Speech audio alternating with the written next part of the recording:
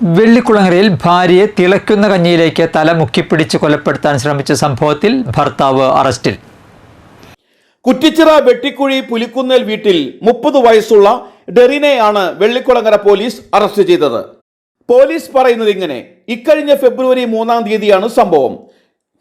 യുവതി സ്വന്തം വീട്ടിലേക്ക് പോകണമെന്ന് പറഞ്ഞതിന്റെ വിരോധത്തിൽ മദ്യപിച്ചെത്തിയ ഡെറിൻ യുവതിയെ വീടിനുള്ളിൽ വെച്ച് ആക്രമിക്കുകയും അടുക്കളയിലേക്ക് തള്ളിക്കൊണ്ടുപോയി തിളയ്ക്കുന്ന കഞ്ഞിയിലേക്ക് തല മുക്കിപ്പിടിച്ച് ഗുരുതരമായി പരിക്കേൽപ്പിച്ച് കൊലപ്പെടുത്താൻ ശ്രമിക്കുകയായിരുന്നു. സംഭവത്തെ തുടർന്ന് യുവതി ചാലക്കുടി താലൂക്ക് ആശുപത്രിയിൽ ചികിത്സയിലാണ്. സംഭവത്തിന് ശേഷം ഒളിവിൽ പോയ ഡെറിനെ ചായ്പാൻകുഴി എന്ന സ്ഥലത്തു നിന്നുമാണ് പോലീസ് പിടികൂടിയത്.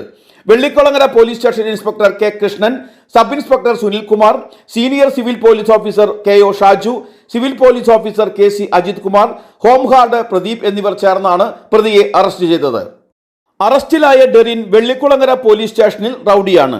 ഡെറിൻ 2015 അതിരപ്പള്ളി പോലീസ് സ്റ്റേഷനിൽ ഒരു വധശ്രമ കേസും വെള്ളിക്കുളങ്ങര പോലീസ് സ്റ്റേഷനിൽ 2013, 2020, 2022 വർഷങ്ങളിൽ ഓരോ അടിപിടി കേസുകളും 2025 സ്വന്തം സഹോദരിയെ ആക്രമിച്ച കേസിലെ അടക്കം 6ഓളം ക്രിമിനൽ കേസുകളിലെ പ്രതിയാണ്.